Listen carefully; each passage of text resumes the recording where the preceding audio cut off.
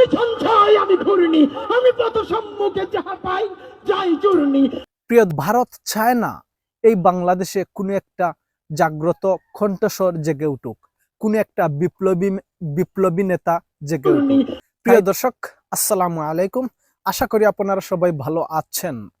গতকাল রাত্রে বাংলাদেশ টাইম আনুমানিক 9:30 থেকে 10টার মধ্যে বাংলাদেশের আকাশ থেকে একটা নক্ষত্র ঝরে পড়েছে। ঝরে পড়েছে বললে ভুল হবে, ঝরে পড়তে তাকে বাধ্য করা হয়েছে। আপনারা সবাই জানেন বর্তমানে বা আজ বাংলাদেশ শোকাহত। গতকাল রাত্রে বাংলাদেশ একটা রত্নকে হারিয়েছে, যেটা ভারতের আগ্রাসন বিরোধী কণ্ঠ ছিল, ভারতের শোষণের বিরুদ্ধে কথা বলতো, আওয়ামী লীগের দালালির বিরুদ্ধে কথা বলতো, আওয়ামী লীগের অপপ্রচার, মিথ্যাচার, গুজব, খুনের বিরুদ্ধে কথা বলতো, ভারতের শোষণ নিপীড়নের বিরুদ্ধে কথা বলতো।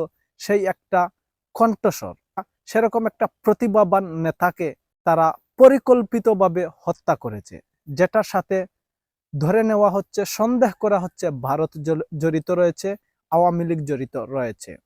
ভারত আপনার আমার চিরশত্রু। ভারত কখনো চায় না যে আপনি তার গুলামির জিঞ্জির ভেঙে বেরিয়ে পড়ুন।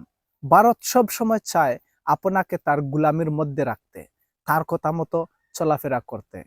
যে বা যারা ভারতের আগ্রাসন বিরোধী, আওয়ামী লীগের গুম খুন অত্যাচার বিরোধী, ভারতের আধিপত্য বিরোধিতা করেছে, তারা কখনো বা কোনোদিন দীর্ঘমেয়াদে এই বাংলার বুকে বসবাস করতে পারেনি। যে বা যারা ভারতের পূজা করেছে, ভারতের দালালি করেছে, জিব্বা দিয়ে ভারতের পা চেটে দিয়েছে, তারাই স্বাচ্ছন্দ্যে বাংলার আকাশে বসবাস করতে পেরেছে।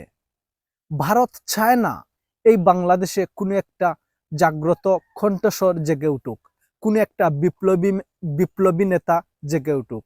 তাই তারা সব সময় যাদেরকে মনে করে তাদের পথের কাঁটা হিসেবে বেড়ে উঠতেছে, তাদেরকে তারা অঙ্কুরেই বিনষ্ট করে ফেলে।